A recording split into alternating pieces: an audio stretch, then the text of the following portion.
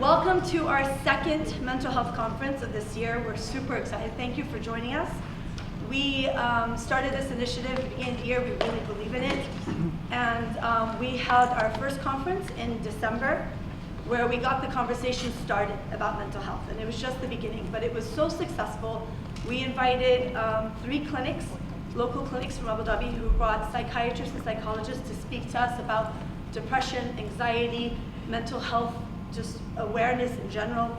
It was very successful. We have those resources, and we'd love to bring them back and have future discussions.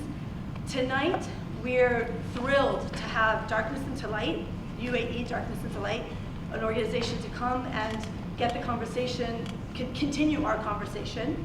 And before we get them started, we have a really special guest speaker tonight, Margot, who is a 9th grade student here at ACS, who would like to share some research she's done about a project about teen suicide and just share her perspective as a teen. And we honor her courage tonight, and we'd love to listen to her a little bit. Thank you. Did I give you more something? No, it's fine. No? It's fine.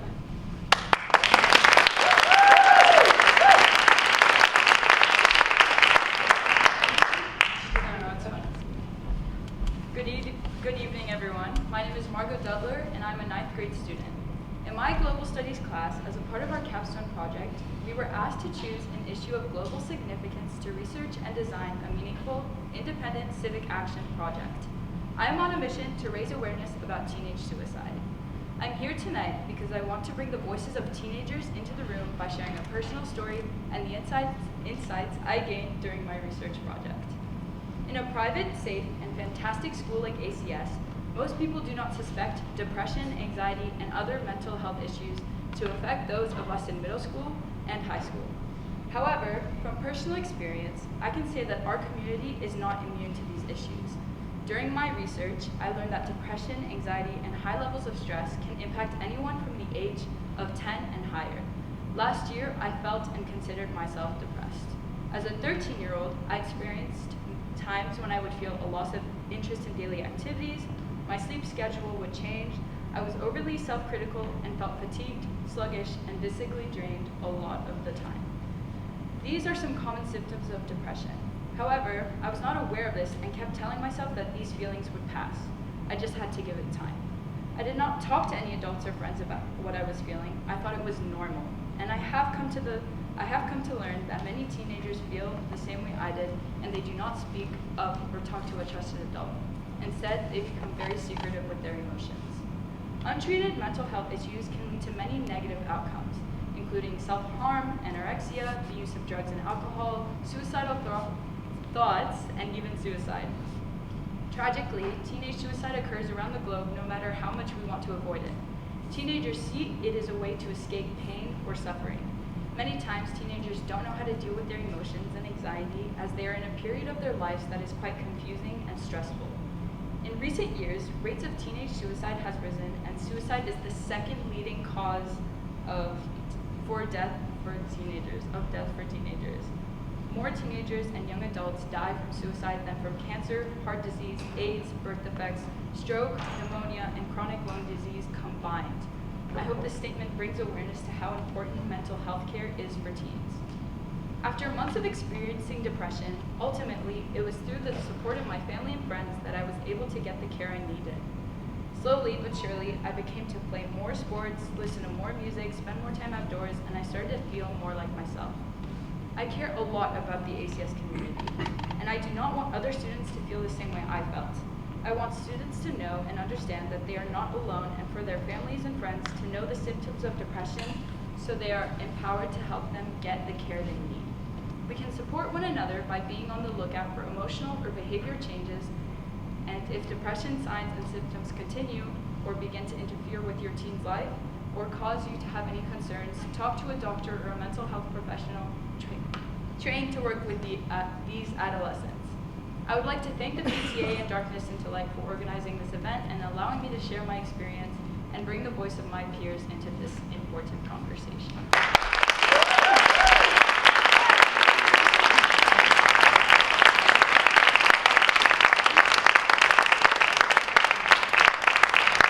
Thank you so so much, Margot. We're so inspired by your courage. Thank you for sharing. So it's really, really big. Thank you.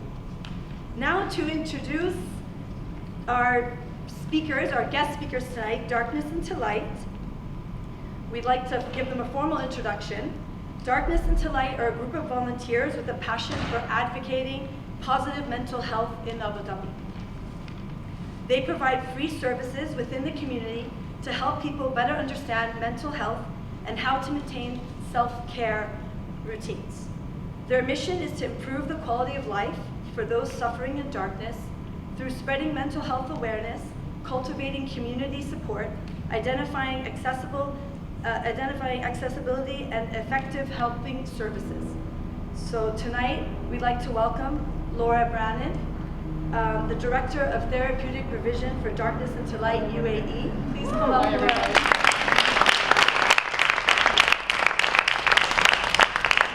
I would like to introduce with her Liam Kelly, who is our guest speaker tonight, the author of the Wonderful World of Worried William series.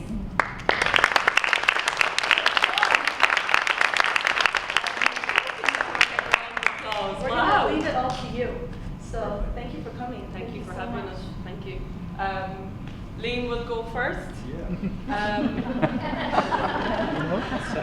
Liam, just to set a bit of context before I do, amazing how humbling it is to hear such a courageous voice sharing with the adults such important wisdom. So thank you so much for that. Unbelievable. Thank you. Liam is going to speak to you for about half an hour on his interpretation of worries and different ways of how to see the world. So thank you so much for your patience. Enjoy the journey, and when he's finished, I will take you for the remainder of the session. All right? Thank you. Okay, I'm here to talk about my life growing up and the impact that my worries had on me from the age of 6 all the way through till I was 37. Okay.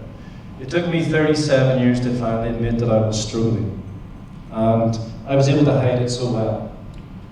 And I was 6 years old when my first real worry, but no one knew. I didn't tell them, they didn't notice. And that was great for me, because I didn't want to let my mom down, my dad down, my friends down. So I learned to live with this surreal world, a world which was only known to me. No one else knew about it. I didn't want anyone to know about it, because I didn't want to feel like a failure. And just getting back to what Laura said, this little girl who come up here, I have nothing but respect. I just wish I was able to do that when I was younger, so well done to you.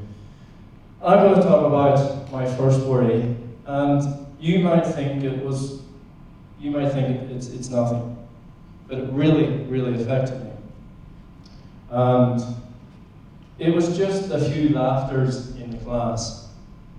And I was about 6, and it was kind of, Miss Morgan was a big, tall teacher, very tall teacher. She scared me. Not because I was worrying, things like that. She was just so tall, and I was a little kid looking up at her. And she gave us 10 spellings every week. And my mom would say to me, "What did you get in your spelling test?" And it had to be 10 out of 10, of course. And if it was 9 out of 10, it was, what one did you get wrong? It was never, well done, you get 9 out of 10. It was always, what did you get wrong? Or, we did this last night. And I was like, I know we did, but I just couldn't remember it. So this particular day, Mrs. Morgan, she said to me, "Can you come up to the front then and say a couple of spellings?" And I said, okay. So I walked up to the front, and if you're very nervous and you're walking to the front, your arms suddenly become very long, and they kind of trail behind you. And the sweat starts to come out, but you can't see the sweat on me, I can see it. And she said to me, "Can you say this word?" And it was the word look. And I went to say the word look, and it came out something like look. and everyone started to laugh at me. It was the first time I truly felt heartbroken. And I kind of walked down to my seat, and I was crying my eyes out inside. But I just smiled at everybody, because as you know, if you smile, everything's okay. You give a thumbs up, even when you're sad, you give a thumbs up, it's all okay. And that still sticks with me today, and that was 34 years ago. And it was a long time ago, but I still remember it like yesterday. I can still hear the laughter. And my friends weren't being mean to me. It was funny to them, I suppose, but it truly broke my heart. So I went home, and as a child, you get asked 3 questions as soon as you walk in the door. You haven't actually got through the door, and the first question comes towards you. How was school?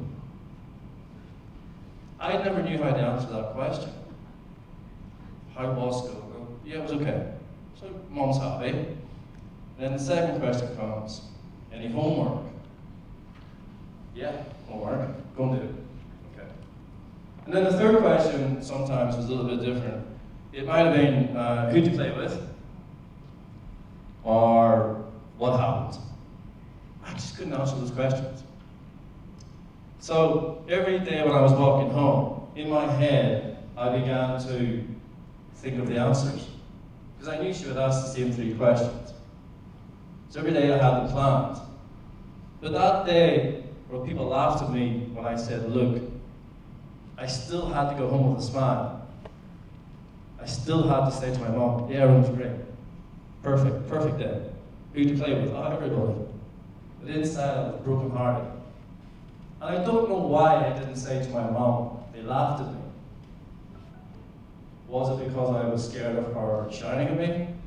Or I didn't want to disappoint her. I wanted her little boy to be popular and happy. So I just couldn't tell her.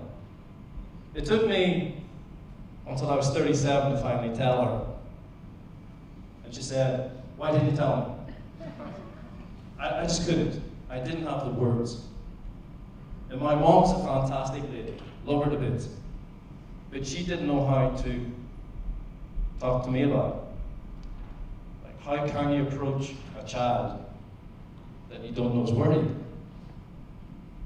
There are simple little signs for you just to look at with your children. And I'm going to give you some of the things that really affected me and how I was able to hide them. And you might say, oh yeah, okay, that's a bit obvious. And it got to the point when I was about 9 and I started to pick the skin off my nails because it felt good. But I did it in a way which I was able to hide it. It was always my left hand because I was writing with my right hand. So when you write with your right hand, people can see it. No one can see your left hand. It was down here. There's always these fingers here. So you would just get your thumb and you would just take the skin. It just felt great. Took away this. That happened for years. No one knew. In fact, I still haven't told my mom yet. So I hope she doesn't watch it on YouTube first. And I think I protected my mom. I just protected her. And my only regret in life is just not hugging her and saying I'm scared. Because this young girl knows, it's a scary word when you're alone. I could be in a room full of people and be alone, and you wouldn't know. And that's scary. I was always trying to please my mom and my friends, but I never pleased myself. I never once said, what do I want? It was always, what do they want? I got very negative. So if somebody got a new PlayStation, I hated a PlayStation, because I didn't have one. I just become so negative to the point where my mom would say, oh, what's the matter with you now? Negativity can sometimes be a sign that something's going on. You need to take interest. Other signs started when I started to become very, very tired during the day. So, like I said, the hardest part of my journey was when I first said, I'm scared. I was 37. My childhood from 6 years old went right into my teens, my 20s, and my 30s. But I never admitted that I was scared. And I was 37, and I just broke down basically, and I started to write the first book. But I didn't tell people the book was about me, because again, I didn't want people to think there was something wrong with me. When you think there's something wrong with you, you start to change, but you still have to keep people happy. So you see how there's a bit of a pattern starting. It's a full-time job. I had 2 jobs, going to school and hiding my worries. And I was really good at hiding my worries. I was a professional. No one knew. Excuse me. I had a friend say to me the other month, "You never worried at school."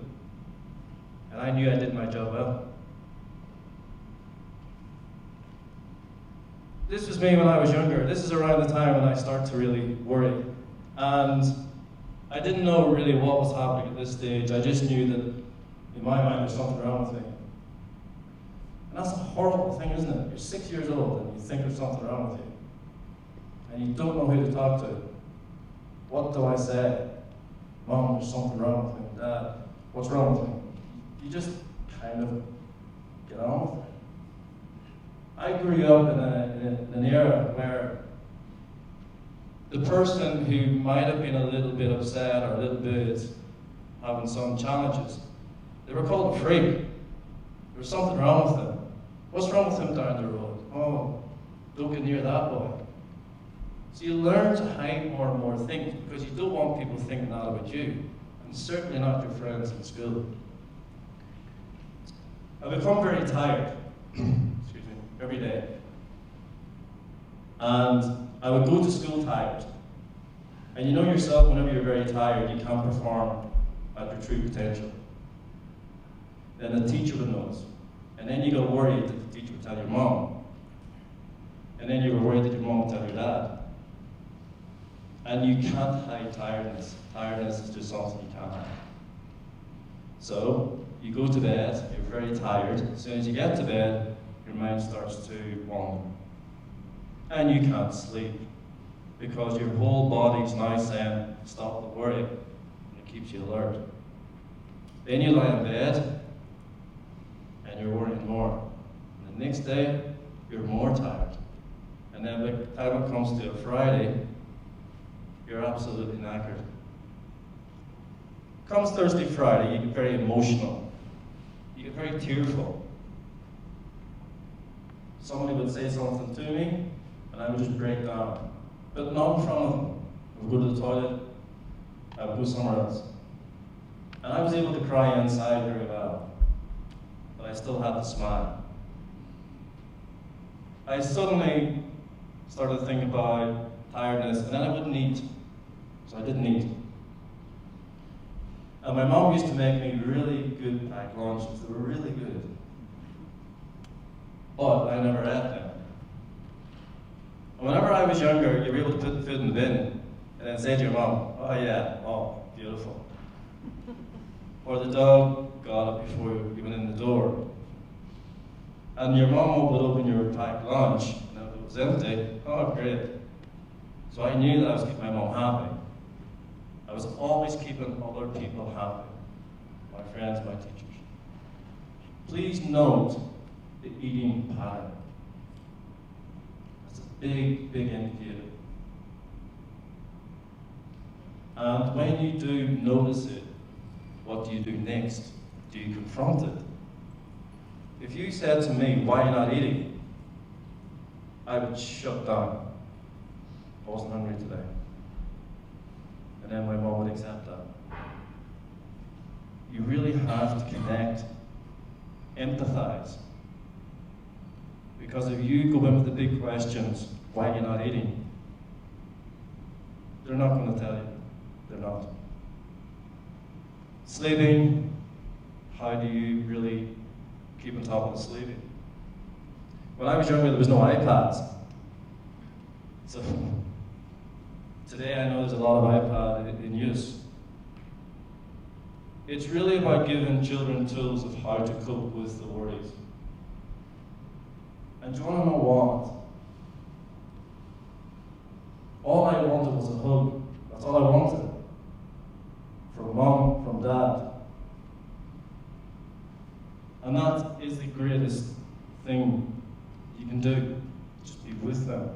You don't even have to talk. It's not about talking to them. It's building trust. You build that trust, and I guarantee you, you'll help. When I'm ready, I will tell you. I won't tell you before. It might take a week, it might take a month. But if you force it, it can last longer. And I just didn't know how to say it. I didn't. I didn't waste 37 years of my life. I think it made me stronger today, which is why I'm here. I'm with the fantastic Darkness into Light. They've helped me, but we need to help each other. We're here today to help our children. You're not alone. There are children out there who are worrying, and you might not have noticed yet. Eating, sleeping, being negative. They're signs. But children can hide them very well. Building trust is key. If you can build trust, I'll open up more. Children will open more. And then finally, I might be able to say, I'm scared. But there's no harm in you being vulnerable too. If you're a tough person in front of me, I'm not going to tell you anything because I'm scared of your reaction. I don't want to tell you something and then you say to me, why are you worried about that? Whatever they say to you, appreciate and connect with it. If they say they're worried about the smallest thing, it might not be a worry to you, but it's a worry to them.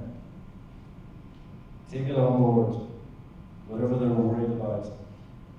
Listen. Don't react straight away. Don't get scared. It's probably, you'll probably react sometimes in the wrong way. What's wrong with you? You can't be worried about that. But why can't you be worried about that? Start building that dialogue. Children today, I was teaching today, and children were angry, they're happy, they're sad.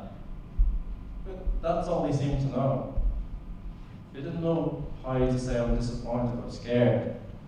Because we as adults don't use it enough. When's the last time you said to your child, I'm quite scared, or I'm nervous? I was going to a meeting today, and I think I gave myself 5 minutes to get there. It was in the school building. And a little girl in year 2 ran up to me, and she said, Mister, can I show you a picture? I said, yeah, sure. Now I have 2 options at this stage. Go to the meeting on time, be early, and ignore her. Or actually say to her, oh, brilliant. Now, it doesn't particularly, you might look at it and think, okay. But that little girl spent her whole evening doing that for me. And I made sure that I took 2 minutes out to say to her, wow, it's amazing. The colors, beautiful. I made her day just by taking time. If you don't take the time to appreciate it and connect, they're never going to come back to you. If I had said to her, show me at break time, show me at lunchtime, she's not going to come back. And she's never going to show me again. I don't think she's going to come every day. But at least I've said to her, I'll listen. You can come to me and show me these. Another situation today, and these are things that are real life. A little boy came in today with a cap on. And it was kind of out of character. And it was obvious he had shaved his head. So I thought, okay. I didn't say to him, take it off, because he's a strong character. And you know yourself, if you force children, you're going to go the other way. So I said to him, I like your cap. Thanks, mister. And I said to him, I see you have shaved your head. And he laughed. And I said, so I took him outside at the stage. I didn't talk to him in front of the class, so I didn't make it public. It was no one else's business, really. And I said to him, are you scared of what people might think? And he just went. And I said, maybe you can take it off at break time inside. Maybe. And I said to him, maybe you can take it off at lunchtime. Maybe. But I still didn't force him. I kept saying, I love the cab. We maybe can do it at lunchtime. He didn't. But he might tomorrow. Or he might the next day. But I said to the class, Mansour's feeling a little bit, he's feeling a little bit sad because he thinks you might laugh at him. So the children understood straight away. I hope tomorrow he does, because I think it'll be extremely brave.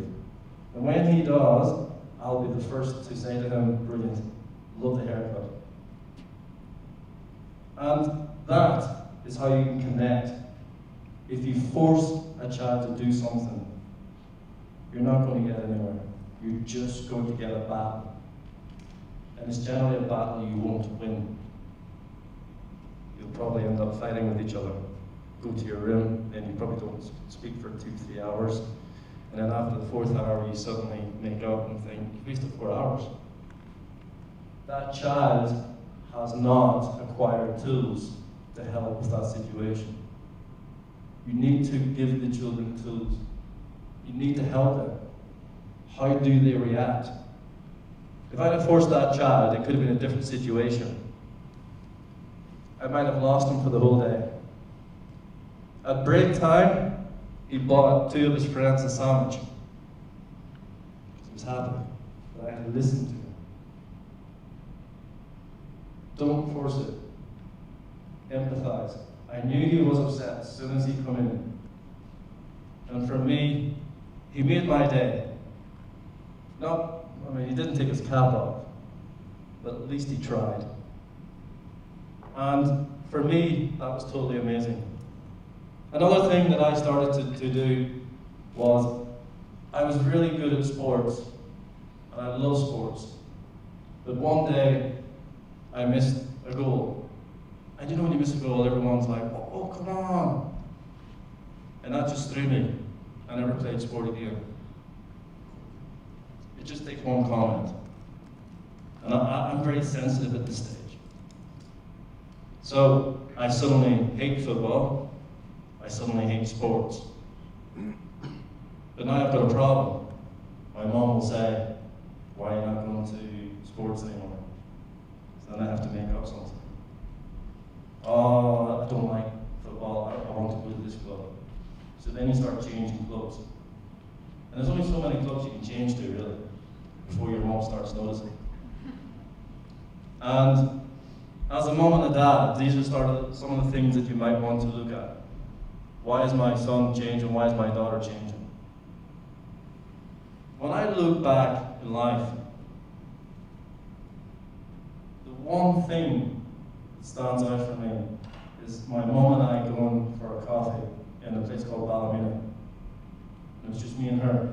Just me and her. Just us time. I didn't actually care about my brother and sister that time. They could go wherever they wanted. I just wanted mom to me. And every single day, I got closer to telling her. I got closer. I didn't tell her, but I got closer. And if you give your children time, you build that trust. They need to know that they can tell you anything, and you're not going to tell the person beside you, your husband, whatever. If I'm telling you a secret, you must keep it to yourself. You have to. If you tell my dad, I'm never going to tell you anything again. That was key for me, trust. I was very good, I was okay with not talking when I went for coffee at the bus ride. As long as my mum was there, that's all I wanted, just me and her.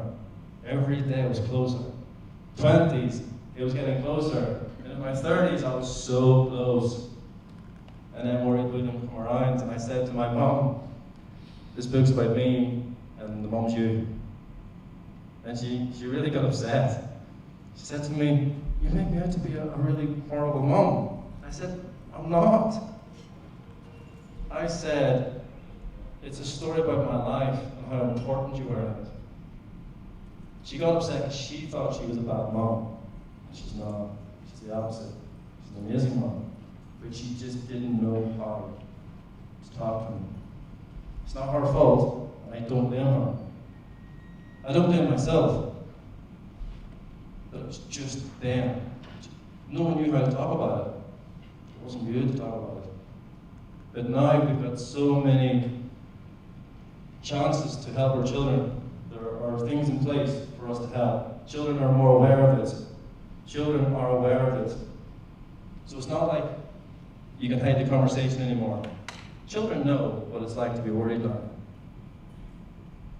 But what do you do next? How do you approach that? If they're worried, don't say things like, oh, you've got to be worried about it. When I was younger, I wasn't allowed to talk about that. They don't want to hear about it when you were younger. They want you to help them. They want to hug. They just want someone to talk to. Every single worry that they have is a worry that you should not dismiss.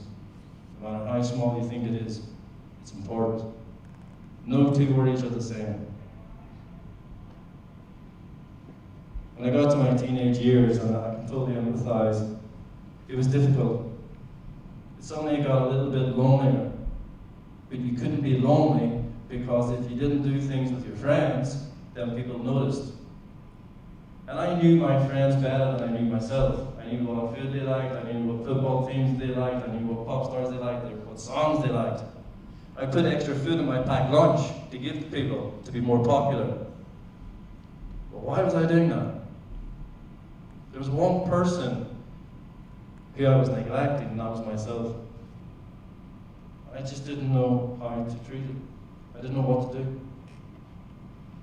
Then we have Worried William come along, and it talks about my life. There's 21 books in the series. And the first book's called Wonderful, or Worried William. The last book's called Wonderful William. The first book's in black and white, the last book's in full colour. So you can see how he overcomes his worries. A man said to me a few months ago, are you cured? I didn't know what to say to him. Cured from what? I'm not ill. And he was being really serious. And I just didn't know what to say to him. And I said, I can manage my worries now. I'm in control now. But I still worry today. But I can manage them more. And every day I go into school, I can see those little worries in children. And that's because I've been there. And it breaks my heart when I see them upset and they don't know what to do. And I just go over and I sit with them, and I just talk about their work. I don't say, I've seen you were upset this morning. I talk away to them. I might say, oh, I'm so tired today. Well, so am I. Building up the conversation. Being active. And there is no harm in saying to yourself, I don't know what to do. I don't know what to do with my child. There's no harm in saying that to yourself. We're in here as a collective group because we want to help. I was 6 with my first worry, 6 years old. I was lost. 37, I finally admitted that I was struggling. But we can't let that happen again. We have to help our children. They won't stop ever worrying. They'll always worry. But we can help them open up and talk about it. And talking about it is the most amazing thing. I still get quite emotional talking about things, especially my mom. But I have to share the story. And there's no reason why you can't come up and share your story with your children. At the minute, you know, there's a lot of things going on in Abu Dhabi with helping people. And it's sharing those groups, those ideas. Because sometimes people won't admit that their son or daughter is struggling because they don't want to be known as, well, that's the parent, the daughter or the son struggling. We should not be thinking that. It's how can you help your friend? How can you help? That's what it has to be. You have to start saying that. How can I help? The greatest gift that you can give any child or your friend is time. It's free as well, but you shouldn't be so busy where you cannot give your child some time every single day. If you start having this busy life, what about your children? What about the child who is suffering in silence? And I've been there. It's not a nice place growing up. The more you go on. In fact, I was a professional warrior. Professional. I knew what to do to keep people happy. I knew what to do to keep my teachers happy. Younger, my mom would say, when I took home my English, where's the full stop? That doesn't make sense. It was never loved that word. Oh my goodness, that was amazing. I was very good at math, extremely good at math. But people didn't say, oh, that was brilliant at math. It was always the negative they talked about. So when your child is doing homework, what do? Do you spot the mistakes first? I hated that. So I ended up not showing my mom anything. Because I was scared she would say there's no full stop, there's no capital letter. Positive first. The little child who gave me this picture, I praised it. She went away happy. If she's ever worried, she knows who to come to. The little boy with the cat, he knows that I'm not going to judge him straight away. He knows I'm going to listen. So I've built trust already. And every day I'm still learning. You have to learn as well. What do I do? Okay, I'll do that the next time. Okay, I'm going to do that differently. But you have to learn every day. And it's amazing when you're alone at night in your bed and you're crying your eyes out. And it's just a scary word. And there are still children today who are in that word. I had another little girl today. She was late today. And they had to fill in a late slip. I think they do here as well, a late slip. And she handed it to me, and she went, don't tell anybody. I was like, okay, sure. And so I spoke to her at break time, and I said, you come up to me this morning, and he said to me, not to tell anybody. I goes, why did you think I was going to tell people? Because my teacher asked me. So she had in her mind that I was going to tell everybody. And I said to her, were you really worried? And she said, yes, walking up the stairs, it was the longest 30 seconds of my life. Because 30 seconds to her was probably, it felt like an hour. And she was just scared. You have said to her, why are you late? And it was public humiliation.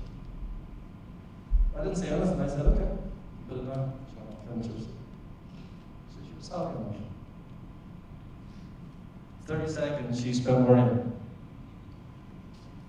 So if your child is going through 30 seconds of worry, what's your response at the end? Praise, praise, praise. Talk to them, understand them, learn from them. Every little worry is different, and it's certainly different than your worries. And don't say, when I was younger. I had a parent the other week say to me, when I was younger. Okay. It's today. Children are different today. There's so much out there that's stressing children out, I think. but we have to help our children, equip them with words. If your child says to you, I'm angry, you get very defensive. Why are you angry? But if your child learns to say, oh, I'm disappointed today, your reaction's not going to be as bad. In fact, your reaction's going to be more calm. And when children are feeling quite anxious and worried, they need your calm. They need your calmness. They will bounce off you. They'll get very defensive. I can only speak from my personal experience. And I'm so happy that I finally opened up. And I think the first time I talked in a school in Abu Dhabi, I think I got quite tearful because I scared my mum to hear about it. And she's very proud of me now. And I just think she's an amazing woman. But I just wish years ago people knew how to deal with things like this. And there's nothing that I would do differently in my life now. Because now I know that I can help children. I don't have this special radar that's for children, but I know the signs. They're very, very small, the signs that you can miss. It can be one or two words, but certainly looking for things like tiredness and eating and negativity. And I know children will pick up on. I used to be worried sometimes that my mum and dad would get divorced. I think they were getting divorced about 50 times in my life in the 1 school year. You would go to school, you would worry all day. That was really frightening for me. But then you get home and they're okay, and then you're happy. But then you go to bed and there's another worry. Once I look at 10 out of 10 on my stomach. If your child gets 2 out of 10, what do? Do you shout at them? There might be a reason why they got 2 out of 10. So these are the little things you need to start noticing. Start noticing these little things. There will be a pattern. If they get 2 out of 10 once, the whole year, then they didn't learn their spellings. That's bad, isn't it? You know, you should have got 10 out of 10 the whole year. But if they're constantly getting low marks, that's a good indicator that their mind's just full of worries. You have to look at your life. What worries you? How do you cope with it? And why do you expect a 6-year-old, 10-year-old, 15-year-old to deal with it as well? If you can't deal with it, how do you expect them to? And the Words Within Project has got a lot coming up in the future. And like Darkness into Light, I do this out of my own spare time. The money that I make from the first book, I don't keep it. I put it into a charity back home in Belfast to help children. It's not about making money for me. It's about helping children. And I just feel like I can do it, I can help, but I can't do it on my own. We have to do it as a collective group of people. We have to share. And I know sometimes it can be difficult, but we have to share when we're scared as parents as well. And on that note, I would like to thank you. So thank you very much.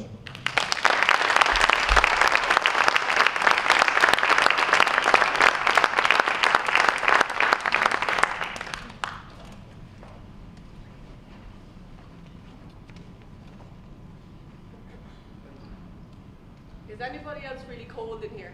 Or is it just me? Okay. Would somebody mind turning down the AC for a couple of minutes? Yeah. Thank you. Thank you so much.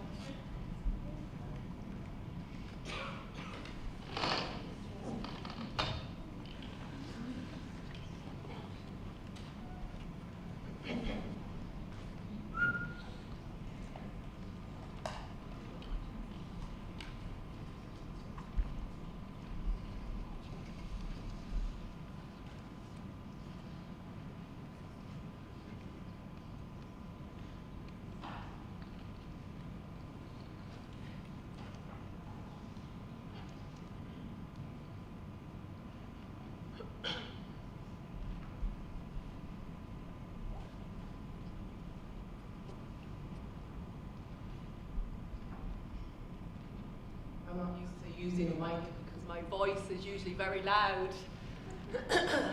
And I talk with my hands, so I'll try not to box myself in the face. First of all, I really want to say thank you so much for choosing to be here this evening. You've all spent your day at work or at home, being pulled and dragged. And in this modern era of self-inflicted busy lifestyles, it's really valuable that you have prioritized coming here as a collective, sharing space on a topic that's obviously very important in your school community. So I'm going to talk to you for about a half an hour, and afterwards we have some Q&A, and then we blast off home. Okay? Before I begin to go into my content,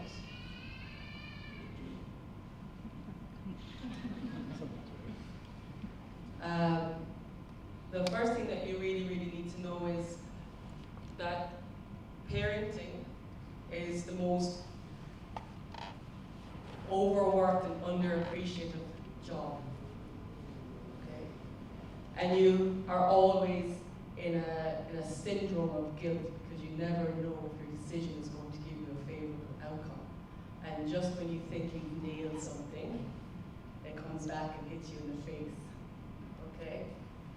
So tonight, some of the content that I'm going to share is very deep, and it's very intimate, and it can provoke emotional responses because it's real.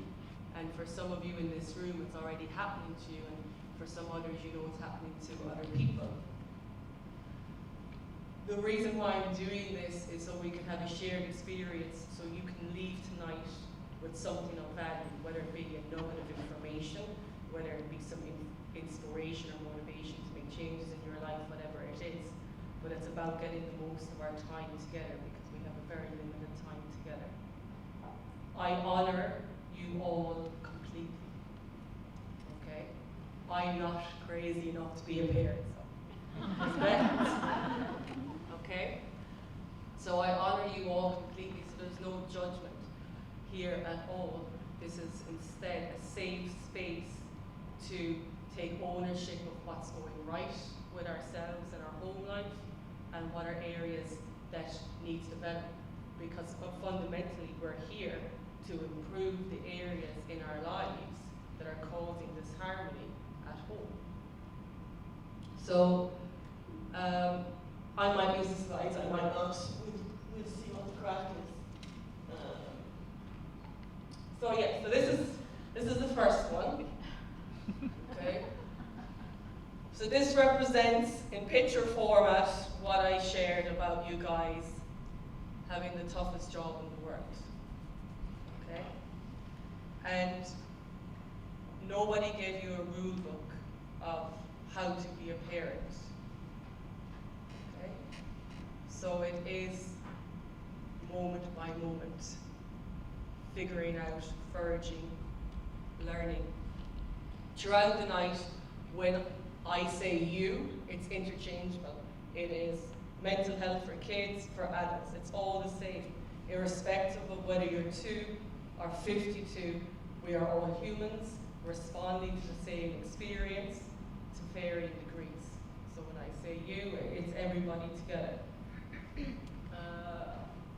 So, everyone in this room, we're all going to have our own perspective of what mental health is.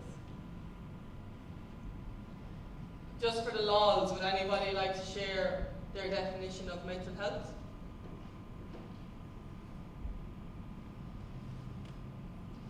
Silence can be your shared enthusiasm for someone to take, but yeah? I always thought happiness was a measure of your mental health. Mm-hmm. Okay. Thank you for sharing your perspective. Anybody else? Yes? And related to that, I think of it as serenity. There's a peacefulness. Yeah. A peacefulness in what? Well, in that you can manage whatever life throws at you, you still have this ability to manage it. Great, thank you.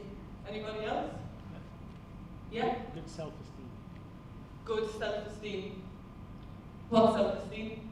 Sorry? Good self-esteem. What is self-esteem? When you look at yourself from the inside and you're happy about what you see.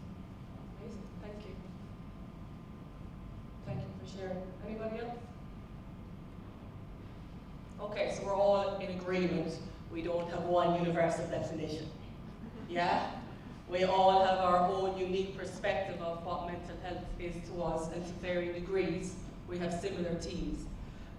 Tonight I'm going to share you what my perspective of mental health is, just to add to your own existing knowledge. And it may cover some things that you already know and some things that you may not know. So, if you look at my body right now, yeah? I've given away the answer to that. I'm going to ask a question first. What is this? Physical, yeah? The body.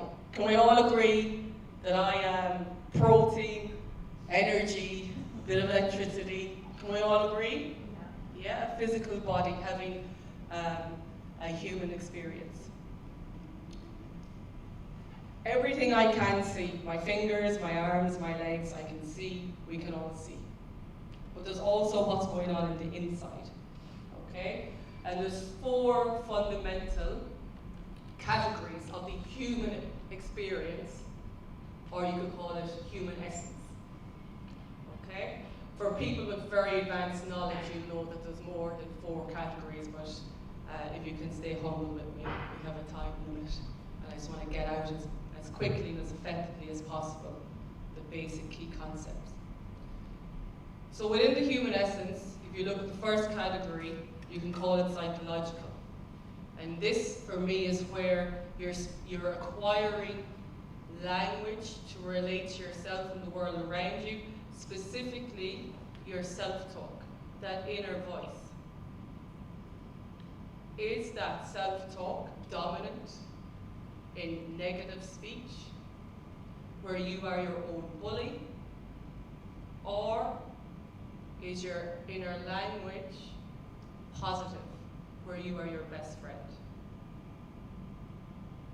Whether you are a bully or your best friend, that will directly create the reality that you live in.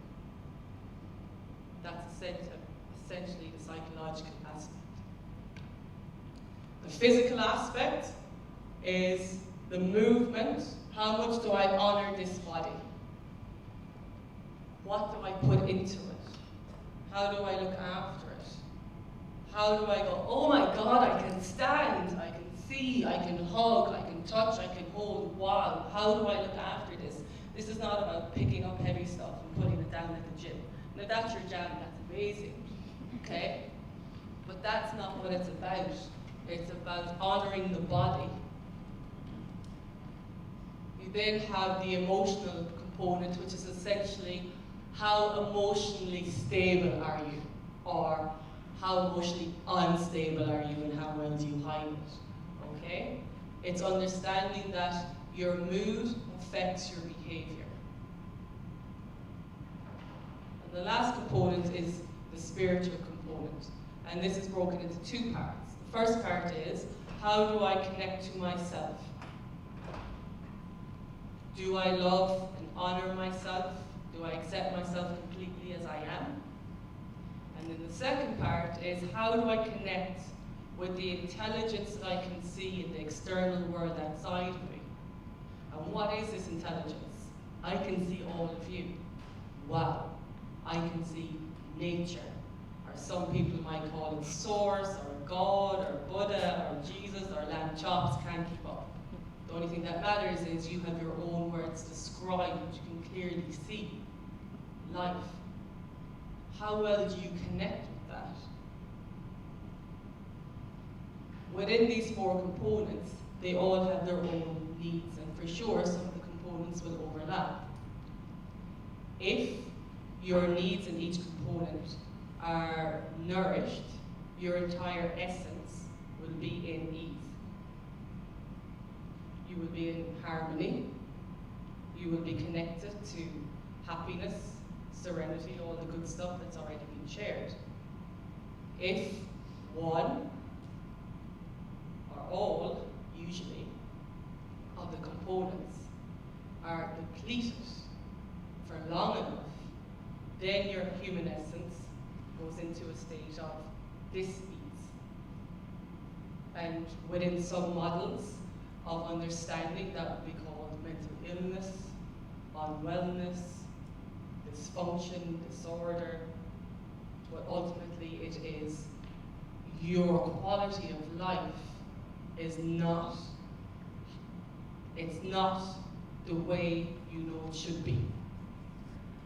You're not living the life that you know you could be living.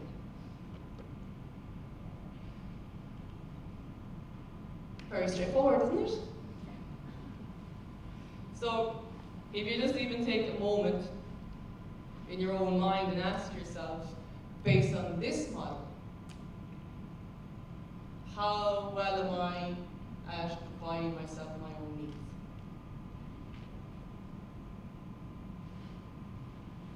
And then imagine if you were 6, or 12, or 18.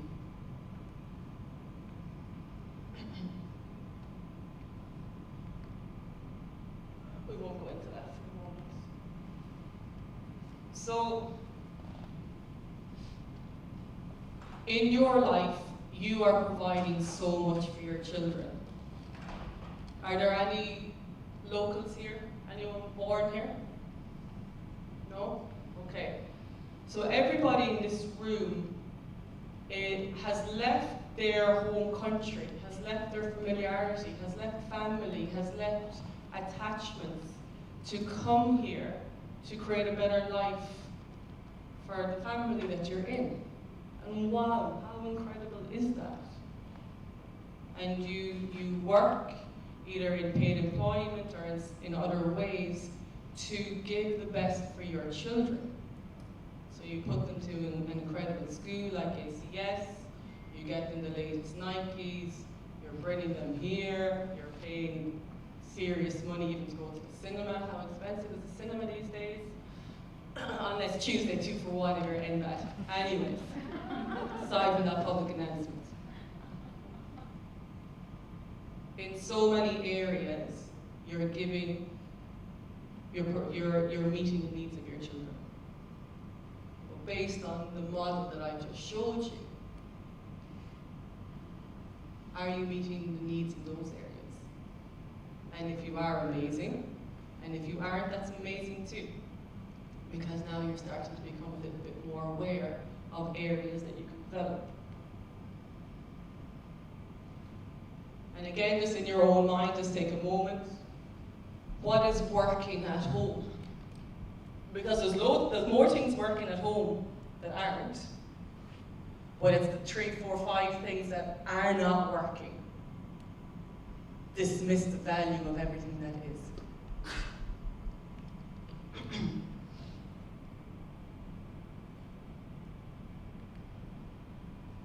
Okay, so one of my favorite psychologists, his name is Guy Winch, he talks about psychological injuries.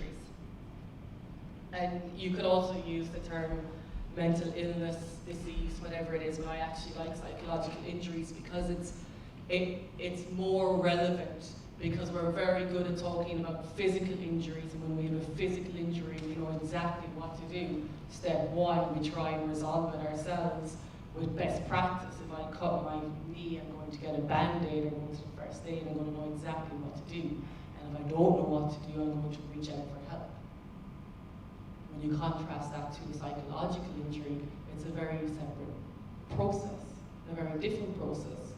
And even if we take it a little bit further, psychological injury, if I, for example, I just broke my leg, it would hurt. Yeah? No? It would hurt like, keeping my language together, it would hurt like a mofo, right? Broken bones. Anyone here have a broken bone ever? Yeah? Or a dislocation, or an ACL? That is not a nice injury. The point is, When you hurt yourself physically, you will ask for help. You will go to a doctor. A doctor is someone who has more knowledge than you have, and you want that knowledge to help you grow and get better and recover from your injury. You'll go for a surgery, and after the surgery, what will happen? You'll have to take on physio. Nobody wants to go to physio. Nobody. But we do. And when you go to physio, what's the process of physiotherapy? They welcome you in, and they try and get you to put weight on your leg. And at first, it's like, I can't do it, I can't do it. And what does the physio say? Push through it. Don't give up, push until you can't push any further. And then you finish your session, and you go back the next day or the next week, and every time you go back, the struggle is real, the pain is still there, but you're pushing further, and when you continue that process to the end, it's suffering. Because the healing is in the struggle, the healing is in the pain, and we're very understanding of that process. But then when we bring that process to our psychological injury, most of us don't actually admit that we have a problem in the first place. And secondly, most of us are very masterful at carrying the pain. Could you imagine going around with, it's okay, just my leg's broken. It's okay, it's fine. 10 years later, my leg's still broken. Now it's gangrene. Now I'm crippled. No. So why do we then keep it all in?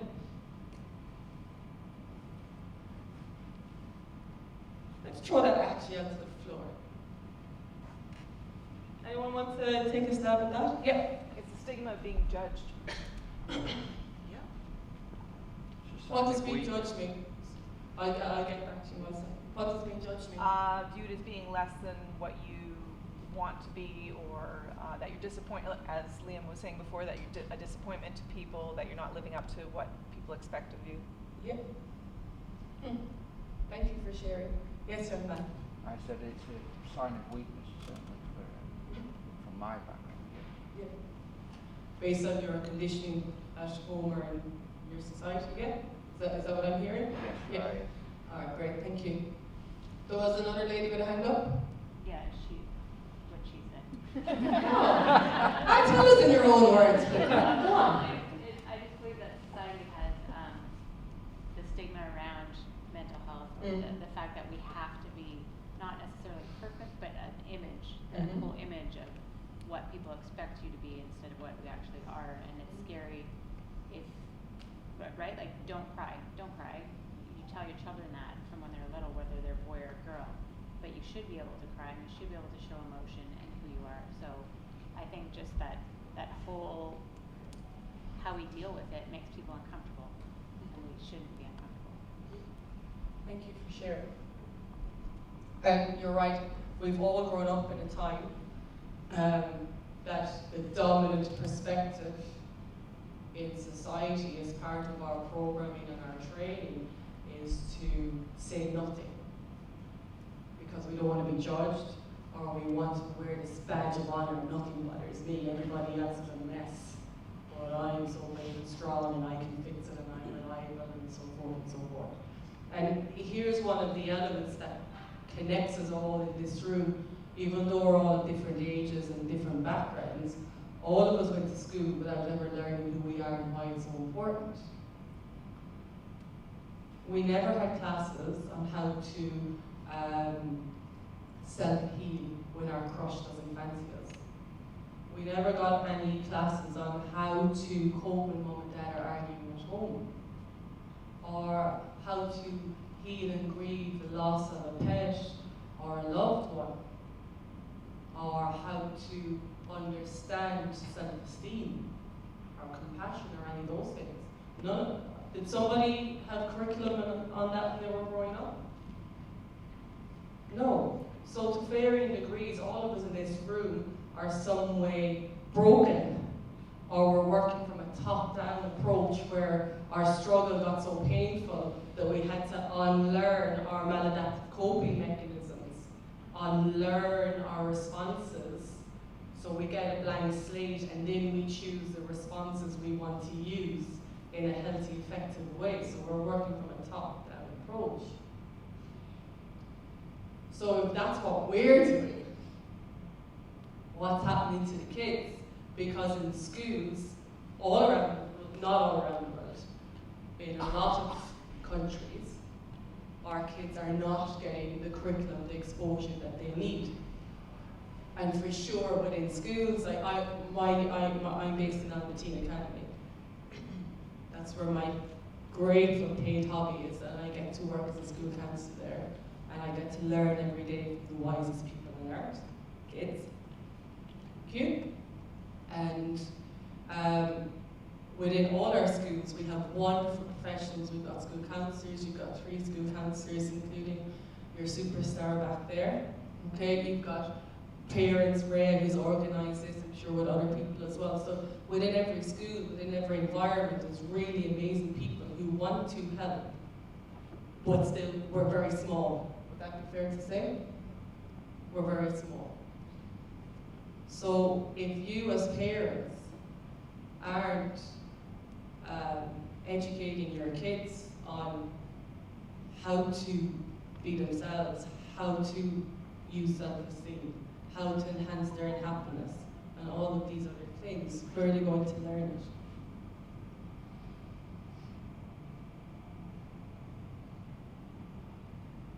Probably the internet. Dr. Google. Wow, that's scary. Their friends. That's scary.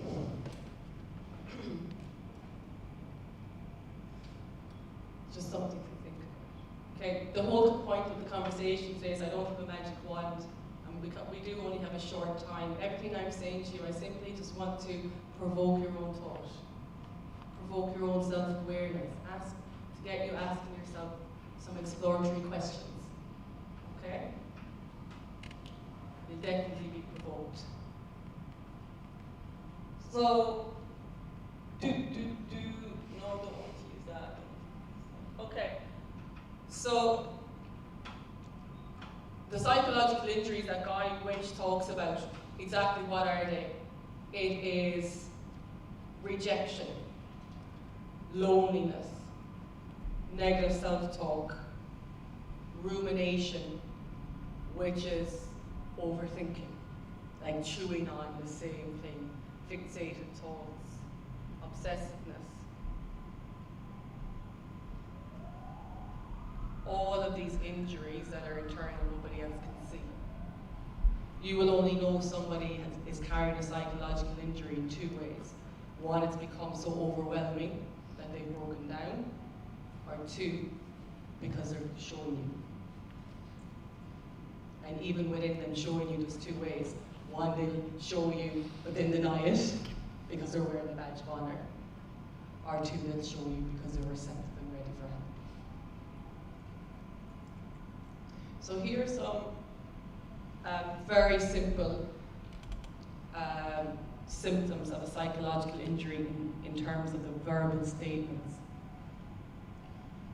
These are statements like, I am not good enough, what's the point in living, everybody else is better than me, I'm useless, etc., etc. Now, these statements occur, okay, they're a part of life when we're a little bit down. So this is where you got to discern, is it just a one moment kind of moment of downness, or is this a pattern where for a long period of time, the dominant talk from your child is negative framework within a pessimistic point of view. The focus on the negative and always discounting the positive. The inability to have true gratitude. And what is gratitude? I focus on what I have rather than what I do not. So just to, again, take a moment and just ask yourself, is there a pattern within what I see with my kids with these kind of statements?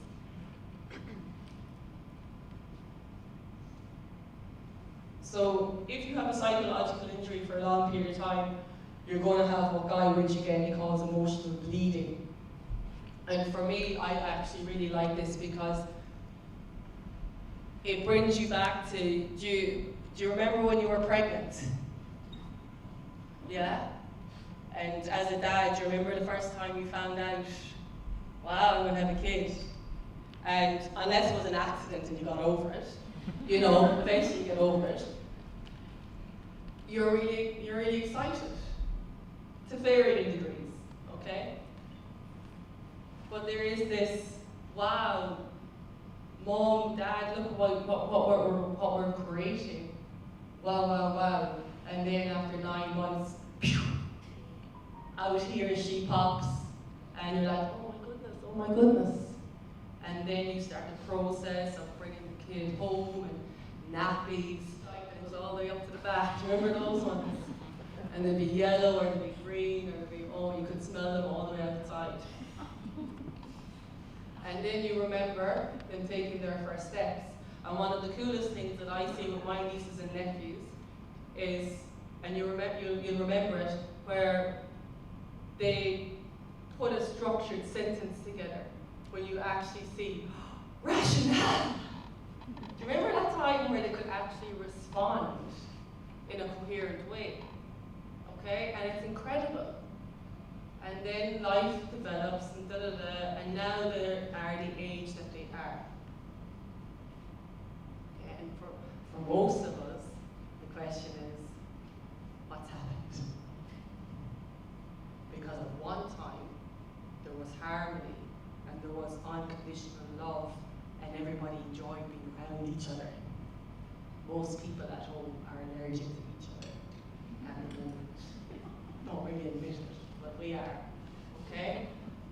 Nobody wants to now imagine that baby that you've moved countries for, that you've sacrificed for, emotionally bleeding because of a psychological injury.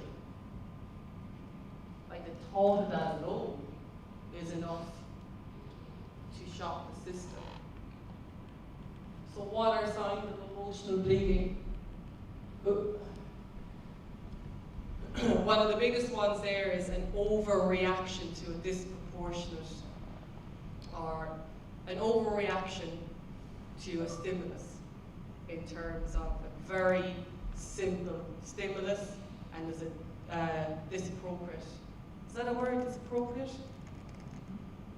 It is now. It's a disappropriate response. So for example, you might say to your son or daughter, Jimmy Joel, turn off Fortnite. No! That's an overreaction. Right. Or it might be, you never listen to me. You know, all of that I have up there.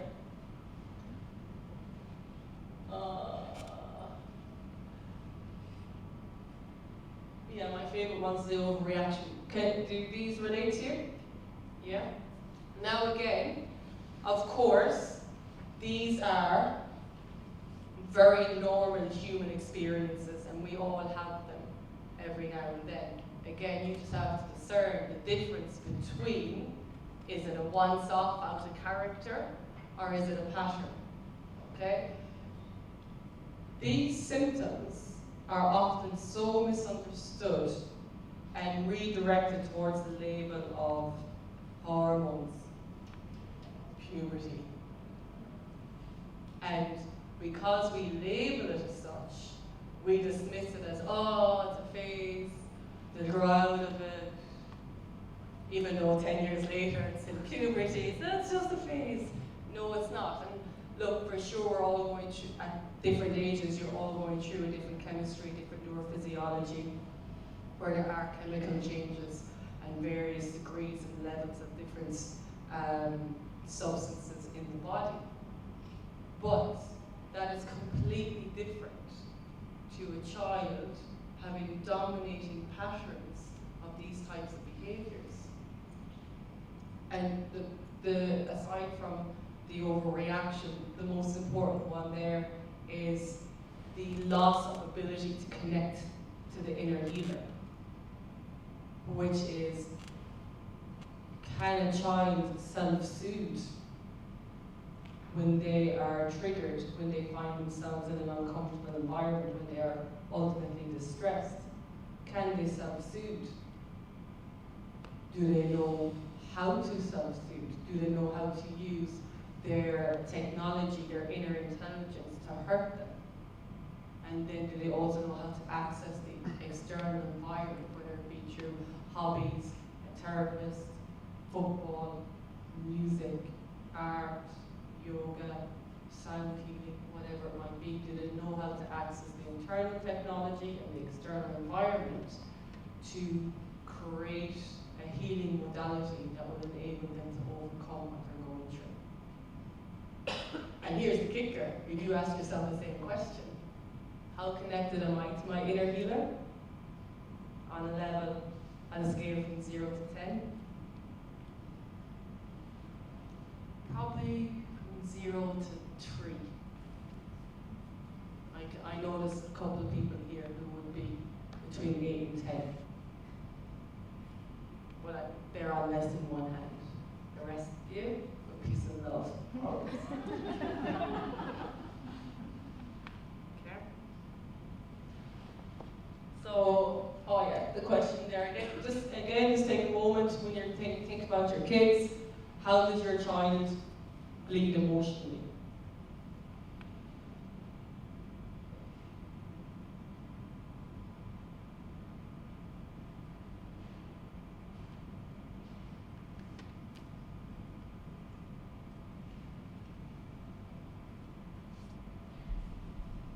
Okay, so when we've been bleeding emotionally for a long period of time, we're going to use coping mechanisms. Coping mechanisms are anything that we are either consciously or subconsciously using in an attempt to feel better. Nobody wants to feel pain. Okay, human beings are hardwired to avoid pain. We don't like it. Whether that pain is represented by fear, anger, it can be emotional pain, suffering, whatever it is. I'm not talking about physical pain. But we're hardwired to want to avoid it. So there's two types really of coping mechanisms. First one is the helpful, healthy coping mechanism, where you are choosing a tool that helps you without hurting you. Okay? So that could be eating ice cream, watching Netflix, knocking back 4 bottles of wine with my mum and dad over the weekend. Okay? Or it could be playing sports, listening to music, reading, writing, meditating, whatever it might be, walking, singing, on and on and on. And then you have the opposite, which is the unhealthy coping mechanisms, where we are using something to feel better, but it's actually hurting us or hurting the people around us, or both. You could still use the same example of 4 bottles of wine. There's categories that I'm thinking. So, at the moment, the number one unhealthy coping that kids are using is self-harm. Okay? So, as we know, our kids, oh my God, so creative. They are so creative and so innovative. And that comes across in the methods that they use to self-harm. So you will have punching the face, you will have scratching, you will have them using the protractor in their maths equipment, you will have them going to the canteen and breaking off the plastic knives and forks and using that to cause wounds in the skin. Obviously you have the arms here, which is a popular way, but more so is under the breast, genitalia area, anywhere that's covered, because I don't want to be seen or found out. You also have the self-harming, where you are denying yourself food, self-inflicted purging, vomiting, dependency on technology. It goes on and on and on and on and on.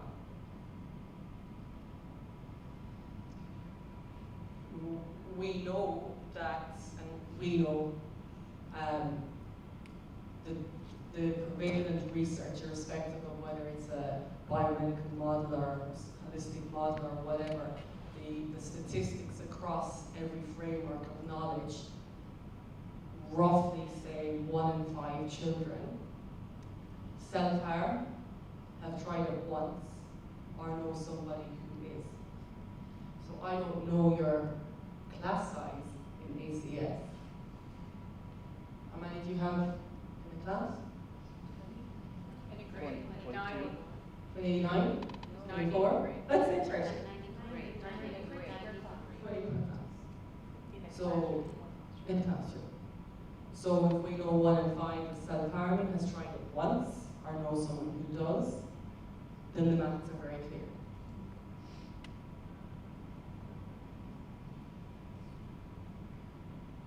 So what do we do when we find out? I'm going to share with you a very simple strategy that you can use when you find out or discover that your child is self-harming. This strategy is actually universal to apply to any time you are told something that you don't want to hear. Because how often do your children tell you stuff that you don't want to hear? Regularly. Yeah? So fundamentally, you can use this principle in any situation, but for the context of what we're talking about, I'll keep it to the self-harm. So it's a principle that comes from mindfulness. Anyone here do mindfulness?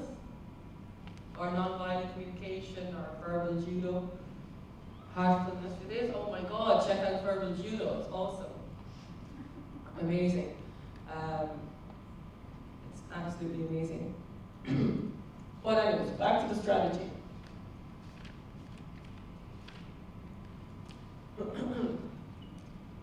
So the strategy is step 1, very simple. Johnny Joe has said to me, Mom, I have something to tell you, and it is I've been using the scissors to cut myself because it's the only way I know how to feel better. Step 1, empathy. I go, wow, babe, I never knew you were suffering so much. Oh my goodness. Empathy.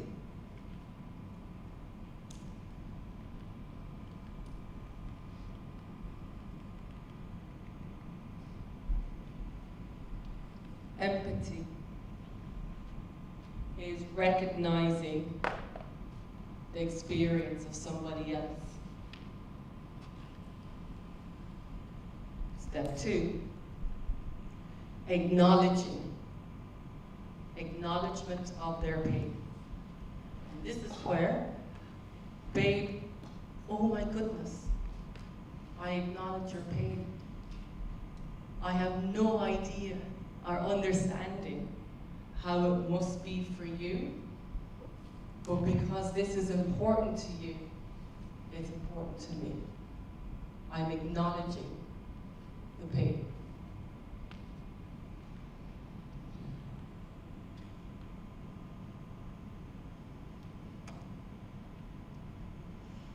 Step 3 is recognition. This is very similar to acknowledgement.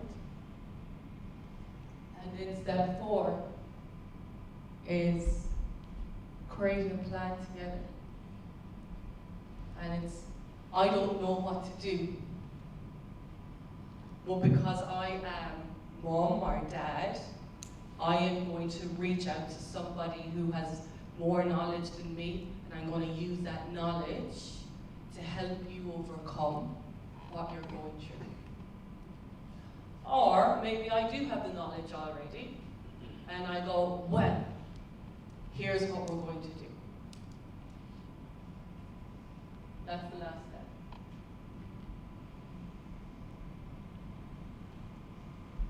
Very different to usually happens when we hear something we don't want to hear.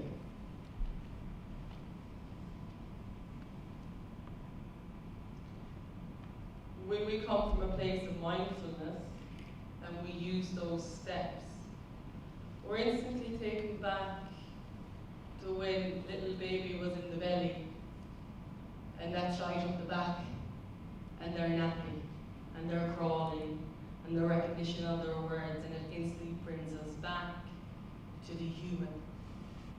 And I now see very clearly you are different to me and you're having your own unique experience that's so different to mine.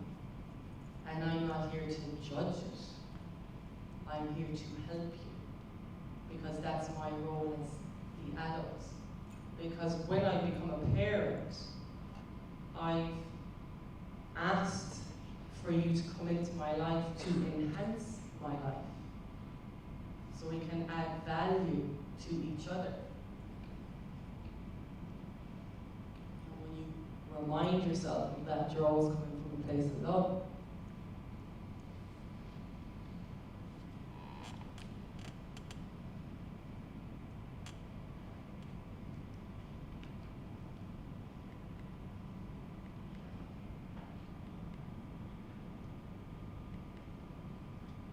Okay, there's just a couple more things that I want to quickly shoot through. So these are the 6 doctors, the best 6 doctors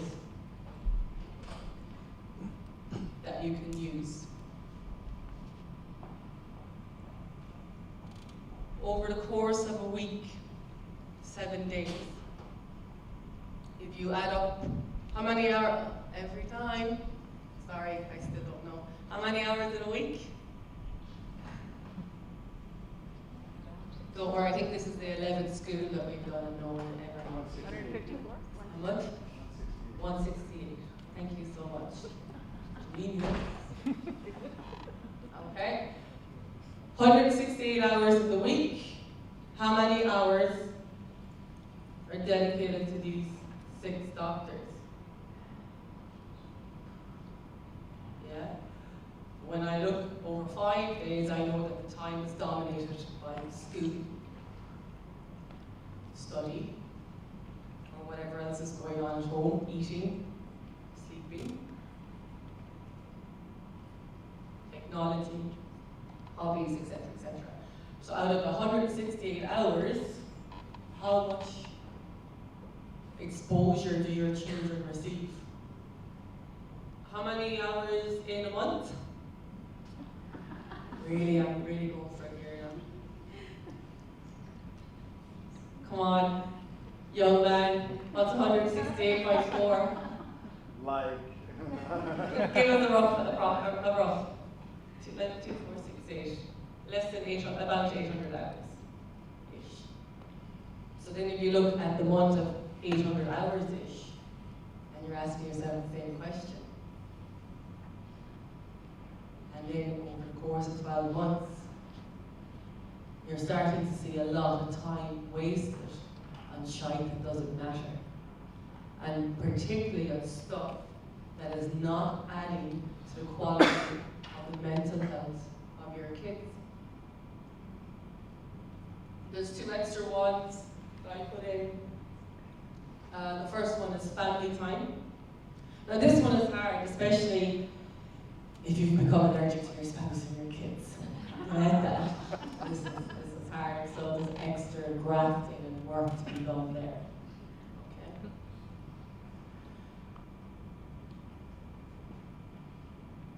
Fundamentally, your children love all the money and all the expensive, lavish gifts and all the travel and will spend all their hours playing Fortnite, etc., etc. But the most important thing when you really connect with them and you're listening and working and understanding each other is they just want to see your face. They don't care that you have this great job and everybody loves you at work. They don't shine. Okay, because they don't know what you do during your day job and they don't care. But what they do know is the human that walks through that front door and that's their mom and dad. So you will know that the quality of your presence determines every aspect of your life. So when you're at home, what is the quality of your presence? Are you bringing in the stress of work, the stress of money, the stress of this, the stress of that? Or are you bringing in the presence of, I am home now, and I'm going to enjoy the people who are there. And if in this moment I can't enjoy them, I'm going to be a safe person and know how to give myself space at home. The next one there is one-to-one time, and this is very simply, every child wants one-to-one time with you. So if you have a large family, struggle with every single one of them needs one-to-one mommy time, and that same kid needs one-to-one daddy time. Because we all want to feel special, and we all want to feel important, and we don't always want to have to share our time with our siblings and our family members. So again, within the space of a week or every 2 weeks, how well are you at creating that one-on-one time? And then how is the quality of your presence? Maria, will you remind me of something that I want to say about parents at the end? I will, Yes. Just remind me, because if I don't, I have the pen right in my hand. So it's one-to-one time. And then on the right-hand side, what is the level of exposure to resources that your children receive on understanding who they are? Because as we've shared already today, with all the best intentions and all the best will in the world, the schools, we're not there yet. So where are your children learning self-esteem, compassion, kindness? And I'm not talking about the selective kindness where I'm kind to people I like, and I'm kind and I'm in a good mood. That's not kindness.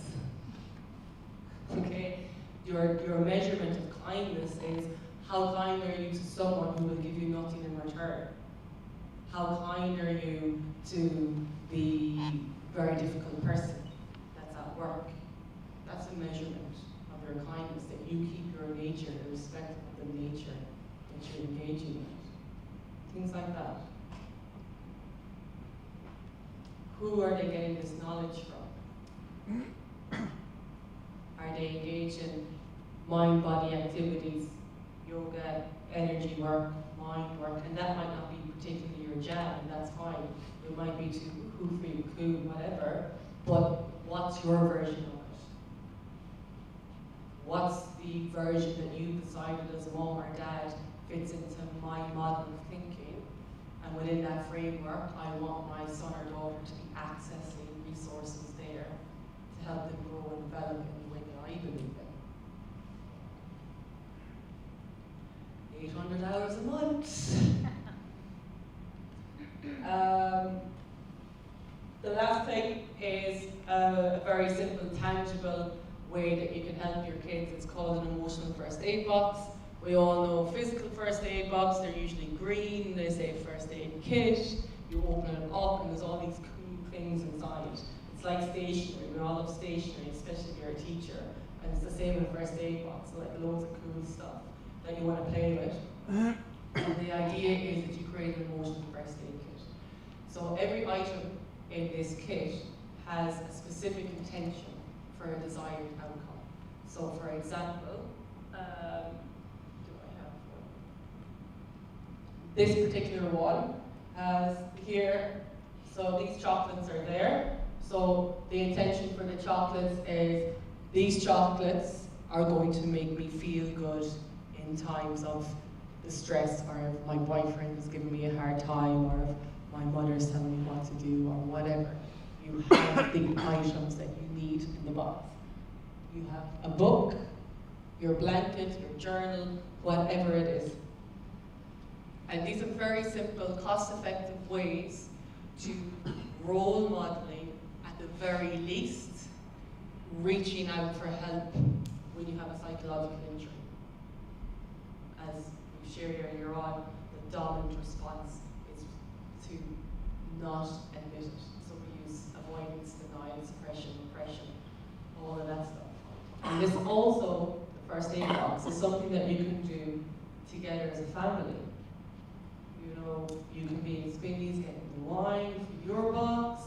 The children can be over here getting their items.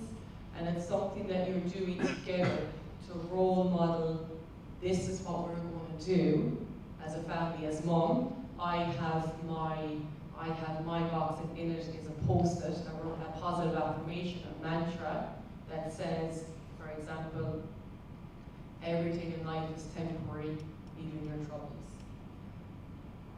Or it could be, I have survived everything up to this point. I am also going to survive this point. Or it might be, don't let the words of others become your thoughts. If you're having a hard time at school, or whatever it is. And it's something that you can do together. Very effective, especially for the younger kids.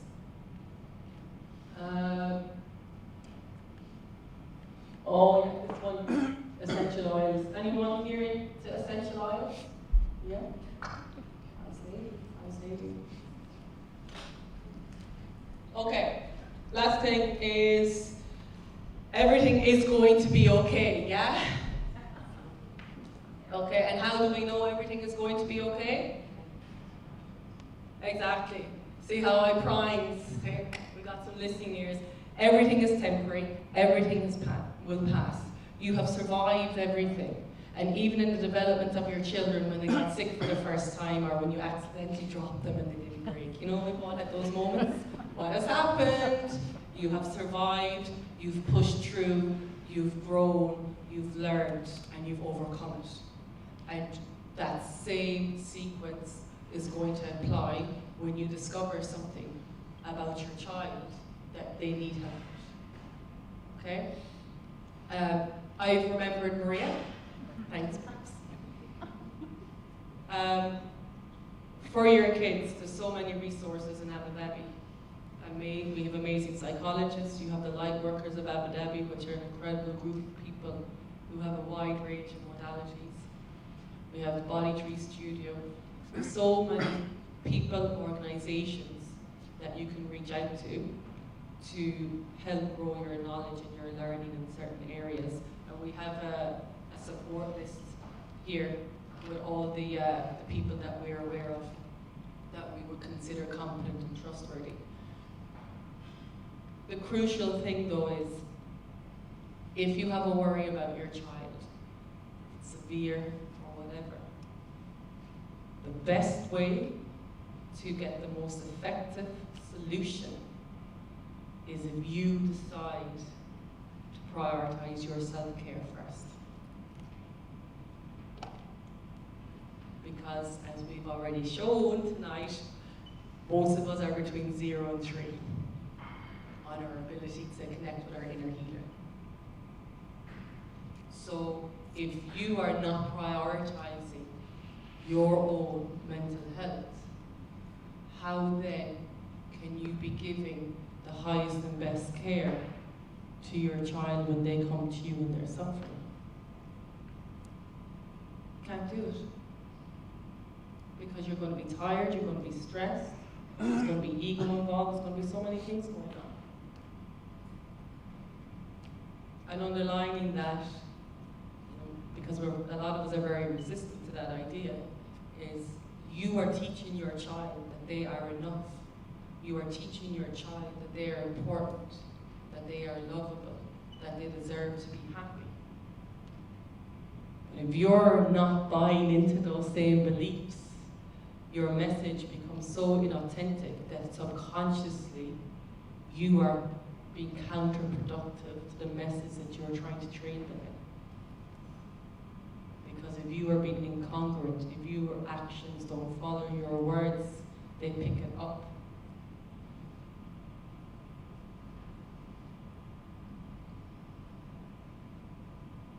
So can we at least consider looking after our own mental health? Yeah? Okay. Liam, will you come back up, good lad? Please. I think we were asked to take some Q&As. Yeah. So we'll answer a few questions if anyone has some questions. Liam, you pull up. Any questions? And if you don't, that's cool. We don't really use Q&A.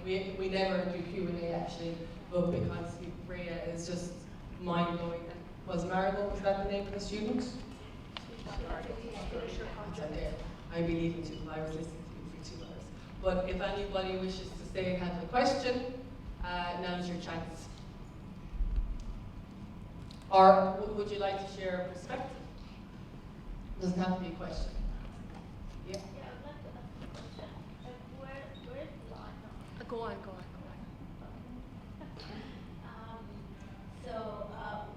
What's the line that we know that, for example, a teenager is just having a puberty with us? Is it the hormones or is he having a serious problem that we should need to encounter? So, yeah. Great question. What do you think is the answer? I think part of what you have said is so many things which are repeated and combined. Maybe this is an area that we need to look after. I don't know. Yeah, great. Thank you. You're on track. The easiest. Oh, thank you, sir. Oh, yeah. Can we use that? Is that another mic? Is it? Or oh, thanks, so. Thank you. A very simple answer to that question is when you're talking to your children, when you can ask them a direct question, how are you feeling? If they have the ability to verbalize that, then you'll know whether it's a bad day or something more serious. So what does that look like? It's when I go, Fatima, how are you? And the response is, Mom, right now I'm feeling scared and I need some time with you. So see there that they're identifying and then they're asking for the need to help them feel better. Okay? That's when you know that you're working through stuff. If the response is, don't ask me that, I don't want to know, there's your signifier that they're not receptive to engaging in that conversation with you. And when people don't want to engage in conversation with you, there's clearly something there. Is that it? Thank you. Do you want to add anything to that? When my voice started to break, I become more quiet because people would start making fun. So then I learned to avoid conversation. So that meant avoiding social gatherings. And when you're a young lad and your voice is starting to break, people do make fun of you. And for me, as someone who was quite sensitive anyway, it was quite difficult. And my mom started to realize, okay, he's going through changes, but this is a little bit more. And she started to ask me, I guess, more questions about how I was feeling. But because I wasn't ready to open up yet, I guess I was quite mean to her. And it's the times like that that really make my childhood a little bit more difficult, because the one person I didn't want to be angry with was the one person I was. But when the voice was starting to break, and as a young lad, it's quite difficult because it's really crackly. And when your friends are going through those same changes, they do make fun of you, so then you just don't talk. And when I got home, all my frustrations was just with my mom. And I didn't mean to. I didn't mean to, but it just happened. And that's an indicator that I was going through some serious challenges. I refer to them as challenges rather than issues. For For me, a challenge is something I can overcome. An issue is it sounds more serious. It's something that the doctor might diagnose me with. But a challenge for me, I say to children now, you're going through a little bit of a challenge, and it's more achievable. But an issue to me is something that's a bit more major. Thank you. Anybody else have a perspective or a question? I Yeah. have a lot of questions. Yeah, so to be honest, when my son turned to be a teenager, it scared me to death. And I couldn't recognize my own son, like he was not the baby and who come up when I, come out of the door. And they start saying stuff that are a bit weird, so you don't know what to respond to them. Like for example, yesterday he was like, I don't see the point of school. And then after talking to him, I knew that, he's having a rough time with his friends that used to be his best friends in elementary, and now they are having difficulties to get together, so he's maybe just isolated with one friend or two. But is that normal, or, sometimes it scares me, like, is it, every now and then he feels like, I don't see the point of school, I'm lost, and the tears come down, so I really don't know what to do. Look, I think what you're saying is very relatable to everybody in this room. But as mom and dad, you have your intuitions, you have your alarm bells, and if you're feeling scared, then it's for a good reason. And a lot of the communication that occurs between adults and kids revolves around the idea of I listen to reply rather than listen to understand. And when that occurs, the message gets lost. So what does that look like? Listening to reply. It's that instant, hi mom, you do as I say. Or it's that judgment. It's preparing the response immediately. And it's trying to return to the listen to understand. So if a child is saying, what's the point in school? Then it's to consider the response of, babes, what do you mean by that? What's going on that you feel that there isn't value in school? And then again, you're following the empathy and the recognition, and you're being truthful. And it's like, babes, if I was you, I wouldn't think there was of any value in school either. Because I know there's lots of subjects I don't understand, there's lots of exams I don't understand. But you and I know that you need to go through school because of what you want to achieve later on. So how do I help you in this moment get through school even if you don't find value in it? Now that's very masterful communication, okay? But it's just to give you an idea, an example of another way of talking to your child potentially. Because remember, they want to tell you, they just don't know how. And if that has been completely unhelpful, you have 3 school counselors in this school. I don't know if you've ever accessed them. Yeah? Use your resources. Very clever people, school counselors are. Okay? And if that still isn't any help to you, there's plenty of resources on that sheet that may answer you in a more helpful way if we haven't time, okay? Anybody else?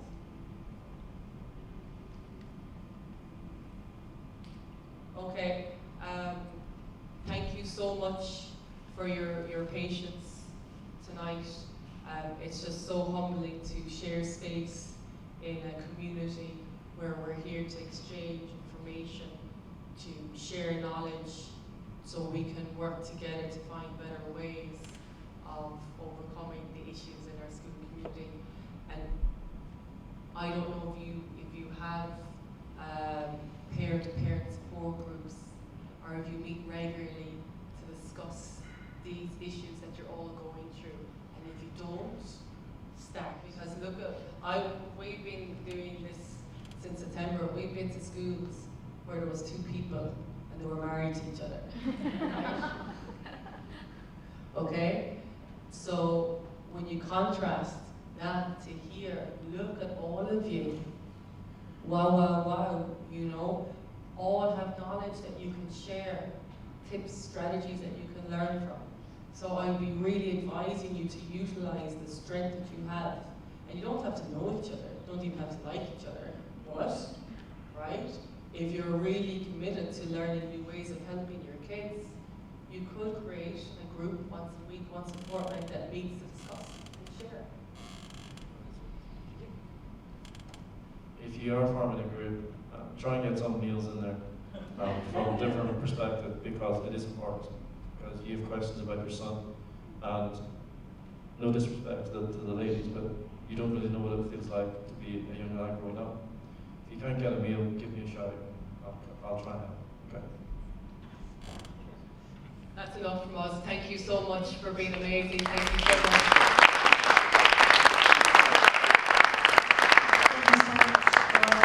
Being so raw and open, we really, really appreciate it. I'm just going to pass off the last couple moments to teammates on the mental health committee just to wrap up. So how many of you have done CPR? Okay, first aid. Okay. So, and you've done that for what? Anybody? To spend money? Just in case. Okay. Well, just in case, you also have mental health first aid.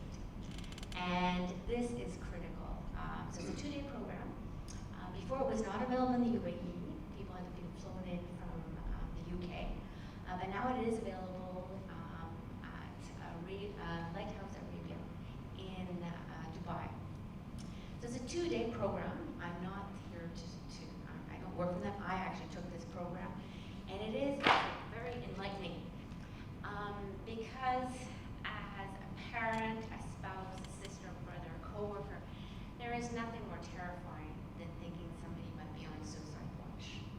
We really don't know what to do. Like Mahmoud said, and you said, you know, if somebody has a broken leg, we know what to do, what to say. If somebody's even cancer or dying, we know what to do, what to say. But if somebody's struggling with mental illness, honestly, we do not know what to do. And it's a close one. It is. There's nothing more terrifying. You know, we hope that our kids go to university, but you never wake up and say, I hope my son or daughter lives tomorrow. And that changes your whole world upside down.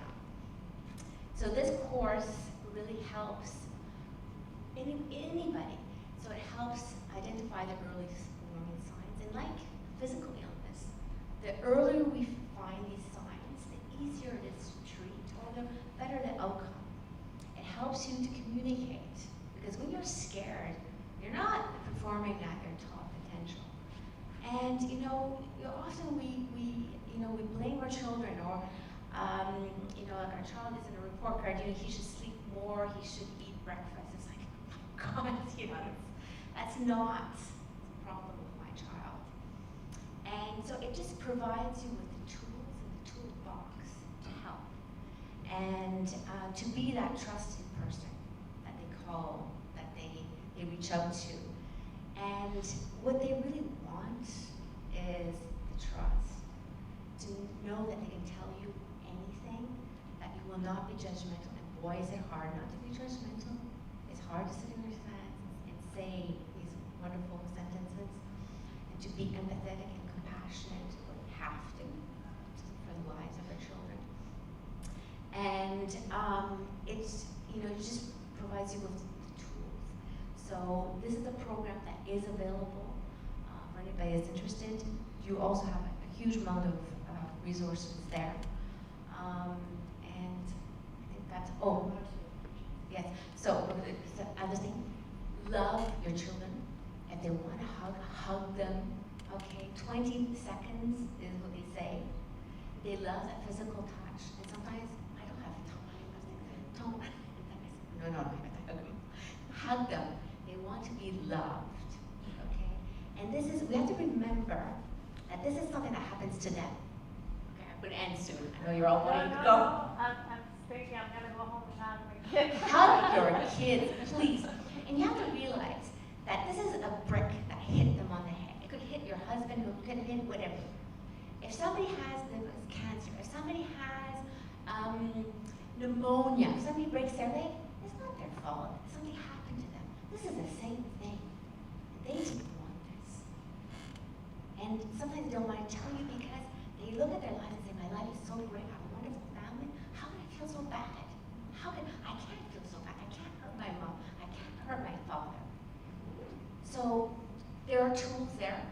This is a fabulous program. I took it. I love it. I'm going to take it again regularly. This is specifically for adolescents. You have others for adults. You have wonderful resources here. We have child psychologists, psychiatrists, we have books, and we have a community. We have 4 mental health co-chairs. You know, reach out to us. We're here to help, and we want to save people. That's our objective. So that's it. Okay, and we are certifying for, sorry, we're certifying for staff, teachers, and we will continue as a PTA. We have funds to certify more people because we believe it is critical, okay? But I'm here also to tell you, if you want to certify yourself, honestly, it's the best thing to equip yourself. We run. Thank you for coming.